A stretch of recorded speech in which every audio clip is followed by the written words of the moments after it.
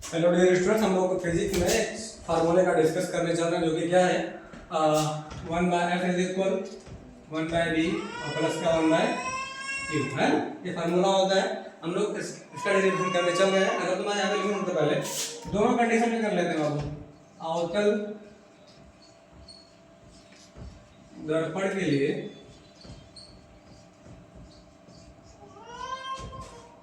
u d तथा ये हमने संबंध, ठीक है ना। अगर तो हेडिंग है सबसे पहले किसके लिए करेंगे सर? अवतल दर्पण के लिए बनाएंगे क्या? सबसे पहले अवतल दर्पण बना लेंगे यहाँ पे। अवतल दर्पण क्या होता है? जिसके उभरे हुए तल पे क्या होती है सर? पॉलिश होती है। क्या होती है? पॉलिश कर लिया। वैसे अवतल दर्पण का जो मिड पॉइंट होता है दर्पण का ध्रुव होता है, और दर्पण के ध्रुव से जो करता है केंद्र को मिलाए उस लाइन को क्या कहते हैं? मुख अक्ष कहते हैं। क्या कहते हैं? मुख अक्ष। अगर तो यहाँ पे मिड पॉइंट है, मैं फोकस रख देता हूँ, मुख फोकस है। अगर तो इसके इस साइड देखो ए बी रख दिया जाए, क्या रख दिया जाए? A B. और पहले से डिस्कस किया जा चुका है, जो प्रकाश किरणें होती है हमेशा ऑब्जेक्ट से निकलती है। बताया था कि नहीं बताया था? अगर तो फिर 3 नियम बताया गया था, तो एक प्रतिबिंब बनाने के 3 नियम होते। अगर तो बताया गया था, अगर यहाँ पे कोई अवतल दर्पण है, क्या है? अवतल दर्पण है, प्रतिबिंब बनाने के 3 नियम बाबू। ये आपका क्या है? ध्रुव है। ये आपका मुख अक्ष हो गया। अगर कोई प्रकाश किरण मुख अक्ष के समांतर आ रही है, दर्पण से परावर्तन होने के पश्चात कहां से जाएगी? मुख फोकस से जाएगी। ये पहला रूल है। दूसरा रूल क्या होता? अगर तो कोई अवतल दर्पण है, क्या है? अवतल दर्पण, इसका मिड पॉइंट क्या है? दर्पण का ध्रुव है। ये क्या आपका मुख अक्ष है। क्या है? मुख अक्ष यहाँ पे जो करता केंद्र होता है ना। तो पहला रूल क्या बताया मैं? अगर तो कोई प्रकाश किरण ये आपका प्रिंसिपल एक्सिस है, मुख अक्ष है, अगर मुख अक्ष के समांतर आ रही है तो दर्पण से परावर्तन होने के पश्चात कहां से जाएगी? मुख फोकस से जाएगी। और सेकंड रूल इसका अपोजिट होता है। अगर कोई प्रकाश किरण मुख फोकस एफ से जाए, कहां से जाए? मुख फोकस से एफ से जाए, तो दर्पण से परावर्तन के पश्चात क्या हो जाएगी? मुख अक्ष के समांतर हो जाएगी। और थर्ड क्या होता है? थर्ड तो बहुत इजी है। अगर तो यहाँ पे अवतल दर्पण बना लिया, क्या बना लिया? अवतल दर्पण बना लिया। इसका मिड पॉइंट क्या है? दर्पण का ध्रुव है। अगर तो ये क्या है? मुख अक्ष है। क्या है? मुख अक्ष। ये आपका वक्रता केंद्र, यहाँ पे मुख फोकस है। अगर कोई प्रकाश किरण वक्रता केंद्र सी से आए तो दर्पण से परावर्तन होने के पश्चात क्या हो जाती है? पुनः उसी मार्ग पर वापस लौट जाती है कि नहीं? इससे पहले भी डिस्कस किया जा चुका है, तो आई थिंक आपको क्लियर होगा। यहाँ मैं यूज करूंगा डायरेक्ट, है ना। पहला क्या यूज करूंगा? एक प्रकाश, ये वस्तु ए बी है। सबसे पहले अगर कोई प्रकाश किरण मुख अक्ष के समांतर आ रही है, ऐसे आ रही है, तो परावर्तन होने के पश्चात कहां से जाएगी? ये रूल। अगर कोई प्रकाश किरण मुख अक्ष के समांतर आ रही है तो यहाँ से क्या हुई? यहाँ टकराई, यहाँ से क्या होगी? रिफ्लेक्ट होगी, परावर्तन होगी। तो कहां से जाएगी? आपकी मुख फोकस से होकर जाएगी। कहां से होकर जाएगी? मुख फोकस से। इसको एफ दोबारा बना देता हूं मैं, है ना। और अगर तो वक्रता केंद्र यहाँ पे रख दूं, यहाँ पे, तो अगर तो कोई प्रकाश किरण वक्रता केंद्र सी से आए, कहां से आए? सी से आए। ऐसे दर्पण हो गया आपका, ठीक है ना। तो जैसे आ रही है ये, परावर्तन होने के पश्चात क्या हो जाएगी? पुनः उसी मार्ग पर वापस लौट जाएगी। और एक चीज बताया गया था, ये बताया गया था कि प्रतिबिंब बनता कब है? जब दो प्रकाश किरण परावर्तन या अपवर्तन के पश्चात किसी बिंदु पर मिलती हैं या मिलती हुई प्रतीत होती है। दोनों बिंदु क्या होता है वस्तु का? प्रतिबिंब होता है। यहाँ पे दोनों प्रकाश किरण मिल रही है, तो यहाँ पे क्या बन जाएगा? प्रतिबिंब बन जाएगा। इसका नाम मैं दे रहा हूँ आई, इसका नाम दे रहा हूँ आई ए डैश। तो चूंकि थोड़ा इमेज ऐसा, तो यहाँ पे लंब डाल देता हूँ, इसका नाम दे देता हूँ एम एन। इस दर्पण का नाम दे देता हूँ मैं M1, इसका नाम दे देता हूँ M2, ठीक है। फिर इसको मिटा देते हैं, है ना। लिखने की चीज क्या लिखेंगे आप? लिख लेंगे पहले से। सबसे पहले क्या है? M1 M2 एक अवतल दर्पण है ना। इसके मुख अक्ष पर वस्तु ए बी रखी है। पहली प्रकाश किरण मुख अक्ष के समांतर आती है, जो दर्पण से परावर्तन होने के पश्चात मुख फोकस एक्स से होकर जाती है ना। तथा दूसरी प्रकाश किरण वक्रता केंद्र सी से आती है, जो कि दर्पण से परावर्तन होने के पश्चात पुनः उसी मार्ग पर वापस लौट जाती है। दोनों प्रकाश किरणें बिंदु आई डैश पर मिलती हैं, अतः बिंदु आई डैश में वस्तु ए बी का प्रतिबिंब है। चूंकि मुख अक्ष के नीचे बन रहा है तो उल्टा होगा, तो वास्तु मिलती है तो वास्तविक होगा, ठीक है ना। यही सब। और एक चीज, जितनी भी दूरियां मापेंगे हम लोग दर्पण के ध्रुव से मापेंगे। कहां से मापेंगे? दर्पण के ध्रुव से। और दर्पण के ध्रुव से जहां पे वस्तु रखी है उसकी दूरी होती है u। क्या होती है? u। और दर्पण के ध्रुव से जहां पे इमेज बन रहा है, इमेज यहां बन रहा है ना, यहां तक की दूरी होती है आपकी b। क्या होती है? b। और दर्पण के ध्रुव से जहां पे वक्रता केंद्र है उसकी दूरी होती है r। क्या होती है? r। और दर्पण के ध्रुव से जहां पे मुख फोकस उसकी दूरी होती है फोकस दूरी। इतना ही ना। फिर हम लोग क्या करते हैं, इसको एक क्वेश्चन करेंगे। यहाँ पे समरूप त्रिभुज का ढूंढना है। क्या ढूंढना है? समरूप त्रिभुज। अगर दो समरूप त्रिभुज है तो पहले त्रिभुज का लंब दूसरे त्रिभुज का लंब बराबर किसके होता है? पहले त्रिभुज के आधार पर दूसरे त्रिभुज के आधार। इसको डिस्कस किया जा चुका मैथमेटिक्स में भी, है ना। यहाँ पे लिखेंगे किससे लिखेंगे? क्षेत्र से समरूप त्रिभुज, कौन सा त्रिभुज? समरूप त्रिभुज। कौन कौन सा त्रिभुज त्रिभुज समरूप है? ए बी सी और क्या है? सी आई ए डैश। समरूप त्रिभुज ए बी सी तथा त्रिभुज सी आई आई डैश में, है ना। त्रिभुज ए बी सी का लंब क्या है आपका? ए बी है, क्या है? ए बी डिवाइड बाई त्रिभुज यहाँ पे इसका लंब क्या है? आई आई डैश, यहाँ पे है ना सी आई आई डैश। तो पहले त्रिभुज का लंब कितना? ए बी, और दूसरा त्रिभुज क्या है? C I I dash. इसका लंब कितना है? आई आई डैश। तो ए बी बटे कितना हो जाएगा आपका? आई आई डैश इज इक्वल, पहले त्रिभुज का आधार कितना है? ए सी है, कितना है? तो लिख देंगे ए सी और डिवाइड बाई इसका आधार कितना है? सी आई डैश, तो इसको लिख देंगे सी आई डैश, इसको देंगे इक्वेशन 1, ठीक है ना। अब दो हम त्रिभुज और ढूंढेंगे, इधर आ जाएंगे। त्रिभुज एम एन एफ तथा एफ आई आई डैश में, ठीक है ना। यहाँ पे लिखेंगे पुनः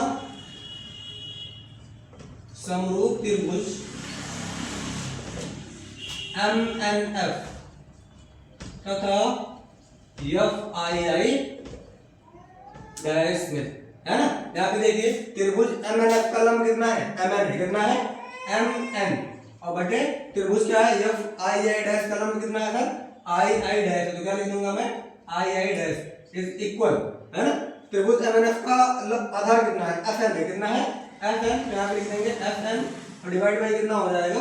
इसका आधार कितना हो जाएगा? एफ आई डैश, तो कितना हो जाएगा आपका? एफ आई डैश, है ना। यहाँ पे लिख देंगे, परंतु यहाँ पे देखिए जितना लंब एम एन है उतना लंब कितना है? ए बी है, तो यहाँ पे कितना हो जाएगा? M N is equal A B, ठीक है। तो यहाँ पे एम एन की जगह पे क्या लिखोगे? ए बी बटे I I dash is equal F N, और बटे क्या हो जाएगा आपका? एफ आई डैश, यही तो होगा। फिर क्या करेंगे? यहाँ पे लिख देंगे, यदि यहाँ पे जो बिंदु एन है क्या है? ये है। अगर दर्पण का द्वारा बहुत छोटा होगा तो बिंदु एन कहाँ पे आ जाएगा? आपके पी के। तो जो एफ एन लिखा हुआ किसके बराबर हो जाएगा? एफ पी के। तो यहाँ पे लिखेंगे यदि दर्पण का द्वारक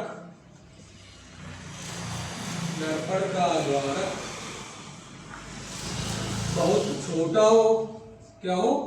बहुत छोटा हो, तब क्या हो जाएगा सर? ये जो एफ एन है उसके बराबर हो जाएगा आपके यहाँ पे एन किसकी जगह पे आ जाएगा? पी की। तो यहाँ पे हो जाएगा एफ एन बराबर एफ पी, साइड में लिख देंगे लगभग, लगभग क्या होगा आपका?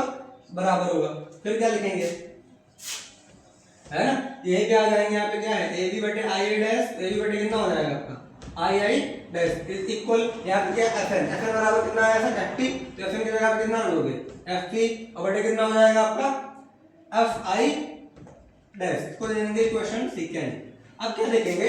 समीकरण 1 और समीकरण 2 क्या बताया गया है? पहले से ही मैथ में किया जा चुका है चीजें कि अगर कोई भी समीकरण के एलएचएस बराबर है, दोनों एलएचएस क्या होंगे? बराबर होंगे, तो ये दोनों कर देंगे। या समीकरण 1 का एलएचएस क्या है? ए बी बटे आई डैश। समीकरण 2 का एलएचएस कितना है? ए बी बटे आई आई डैश। तो ये लिख देंगे समीकरण 1 व 2 से, समीकरण 1 व 2 से इसके एलएचएस क्या होंगे बाबू? बराबर होंगे। तो यहाँ पे हो जाएगा एसी और बटे कितना हो जाएगा आपका? सी आई डैश बराबर एफ पी और बटे कितना हो जाएगा आपका? एफ आई डैश, इतना ही। फिर क्या करेंगे? यहाँ पे आ जाएंगे। एसी के यहाँ तक कहाँ तक है? ए वैल्यू है एसी, लेकिन एसी की वैल्यू मुझे पता है क्या? ना यू है, ना बी है, ना एफ है। तो क्या करेंगे? एपी में से पूरा कितने में से? एपी इतना है ना, एपी में से हम लोग इतना पूरे इतने में से जब इतना घटा देंगे तो कितना बच जाएगा? यही तो बचेगा, अर्थात एपी बराबर हो जाएगा आपका एपी माइनस सीपी। जान पा रहे कि नहीं जान पा रहे? और ये मुझे दूरी कितनी चाहिए? एसी की चाहिए। अब एसी के लिए मुझे क्या करना होगा? इस पूरे में से इतना घटा दोगे तो इतना तो बचेगा। एसी की जगह पे लिख दोगे आप, क्या लिख दोगे? AP minus CP divide by यहाँ पे सर क्या है? सी आई डैश है। सी आई डैश दूरी कितनी है? इतनी है C I dash. C I dash की वैल्यू पता है क्या? नहीं, फिर वही काम करेंगे, पूरा यहाँ से लेंगे, सीपी कर देंगे। यहाँ से आते क्या? सीपी। अब सीपी में कितना घटा है? सीपी में से आई डैश भी घटा देंगे। अब इतने में से इतना घटा देंगे तो ये तो बचेगा। तो सी आई डैश की जगह पे हम लोग लिख सकते हैं CP minus I dash P. तो सीपी माइनस कितना हो गया आपका? I dash P is equal F P. F P यहाँ से यहाँ तक हमको पता है, उसको चेंज नहीं करेंगे। तो एफ पी बटे क्या हो जाएगा? एफ पी हो जाएगा। और फिर एफ आई डैश है। एफ आई डैश कहाँ से कहाँ तक का है? यहाँ से यहाँ तक का है। अब एफ आई डैश निकालने के लिए क्या करेंगे? आई डैश पी माइनस क्या कर देंगे? एफ पी कर देंगे। तो यहाँ पे हो जाएगा आई डैश पी और माइनस का एफ पी, है ना। और मैं पहले तो बता दिया था कि अगर तो दर्पण के अवतल दर्पण के या उत्तल दर्पण के इधर वाले बाएं साइड की दूरी क्या ली जाती है, ऋणात्मक ली जाती है। क्या ली जाती है, ऋणात्मक। और एपी है क्या, ए, और एपी की वैल्यू हमने कितना डिसाइड किया है, यू। तो एपी की जगह पे हो चुकी दर्पण के इधर है तो कितना होगा सर, माइनस का यू। अब यहाँ पे पहले से माइनस तो माइनस, यहाँ पे सर क्या है, सीपी है। सीपी की वैल्यू कितनी होती है, सीपी की वैल्यू क्या होती है, दर्पण के ध्रुव से वक्रता केंद्र के बीच की दूरी को कहते हैं वक्रता त्रिज्या कहते हैं। क्या कहते हैं, वक्रता त्रिज्या। डिस्कस किया जा चुका है ना। तो चूंकि दर्पण के इधर है तो क्या हो जाएगा, माइनस का आर हो जाएगा, डिवाइड बाई यहाँ पे भी सीपी है तो यहाँ भी क्या हो जाएगा, माइनस का आर। यहाँ पे माइनस है तो माइनस, यहाँ पे क्या ऐड एस टी। अब जहाँ पे प्रतिबिंब बन रहा है दर्पण से, जहाँ प्रतिबिंब बनता है उसकी दूरी होती है वी। क्या होती है, वी। और चूंकि दर्पण के इधर है राइट साइड तो क्या हो जाएगा, माइनस का वी। कितना भी, माइनस का वी इज इक्वल। यहाँ पे क्या है, एफ पी। दर्पण के ध्रुव से मुख्य फोकस के बीच की दूरी क्या होती, फोकस दूरी होती। पहले से डिस्कस करें। यहाँ पे क्या हो जाएगा, माइनस का एफ डिवाइड बाई यहाँ पे क्या है, I dash T. I dash T की वैल्यू कितनी होती है आपकी, वी। और चूंकि दर्पण की वैल्यू कितना होगा, माइनस का वी। अब यहाँ पे क्या है, माइनस, एफ टी की वैल्यू कितनी होती है, माइनस का एफ। थोड़ा इसको सिंपलीफाई कर लो तो कितना हो जाएगा, माइनस का यू। और माइनस माइनस का मल्टीपल कितना हो जाएगा आपका, प्लस। क्या हो जाएगा आपका, आर डिवाइड बाई यहाँ पे कितना है, माइनस का आर। और माइनस माइनस का मल्टीपल कितना हो जाएगा, प्लस। और कितना हो जाएगा, v इज इक्वल माइनस का f। और डिवाइड बाई कितना है, माइनस b। और माइनस माइनस का मल्टीपल कितना हो जाएगा, प्लस हो जाएगा। कितना हो जाएगा, प्लस। जान पाए ना, कहीं भी दिक्कत हो पूछ लो जी, कुछ है नहीं इसमें, है ना। फिर हम लोग लिखेंगे यहाँ पे, परंतु अभी जो पिछले डेरिवेशन में करा था, क्या करा था, r बराबर 2f, ये तो करा था। तब जहां जहां आपका r वहां पे क्या रख देना है, 2f माइनस का u प्लस ये r की जगह पे क्या रख दोगे, 2f डिवाइड बाई यहाँ भी क्या रख दोगे, माइनस का 2f। और प्लस का कितना हो जाएगा, b इज इक्वल माइनस का f डिवाइड बाई माइनस का b और प्लस का f। अब इसको क्रॉस मल्टीपल कर लेंगे, इसका इधर मल्टीपल करेंगे तो यहाँ पे क्या है, माइनस, यहाँ पे क्या है, माइनस। माइनस माइनस का मल्टीपल होगा तो क्या हो जाएगा, प्लस। और u का b में गुणा होगा तो क्या हो जाएगा सर, ub होगा। क्या होगा, ub। अब यहाँ पे माइनस है, यहाँ पे क्या है, प्लस। प्लस माइनस का क्या हो जाएगा, माइनस। और 2f का b में होगा तो कितना आ जाएगा, 2fb। ये तो आएगा ना जी। अब f का भी दोनों लेकर आएंगे तो f के आगे साइन कौन सा है, प्लस। u के आगे क्या है, माइनस। प्लस माइनस का क्या हो जाएगा, माइनस। और f का u में होगा तो कितना हो जाएगा आपका, fu। कितना हो जाएगा, fu। अब यहाँ पे प्लस है, यहाँ भी प्लस। प्लस प्लस का कितना हो जाएगा, प्लस। तो यहाँ पे 2f, यहाँ पे कितना हो जाएगा आपका, 2f स्क्वायर। यही तो होगा। अब इज इक्वल आ जाएगा आपका, यहाँ पे माइनस है, यहाँ पे क्या है, माइनस। माइनस माइनस का मल्टीपल प्लस तो कितना हो जाएगा, 2f स्क्वायर। अब इसे f का b में भी होगा तो यहाँ पे माइनस, यहाँ क्या है, प्लस। प्लस माइनस का माइनस। और f का b में होगा तो कितना हो जाएगा आपका, fb। क्या होगा, fb। मैं इसके आगे का चीज यहाँ पे लिख रहा हूँ ऊपर, है ना। तो यहाँ पे क्या लिखा है, यहाँ पे क्या है, ub को उधर छोड़ दो और बाकी सबको बराबर के इधर ले आओ। तो यहाँ पे क्या बचेगा आपका, सिर्फ ub और बराबर। बराबर के इधर क्या है, 2f स्क्वायर। क्या है, 2f स्क्वायर। माइनस का कितना है आपका, fb है। कितना है, fb। माइनस का 2f जब इधर आएगा तो कितना हो जाएगा आपका, प्लस का 2fb। माइनस का f इधर आएगा तो कितना हो जाएगा, प्लस का fu। यही तो होगा।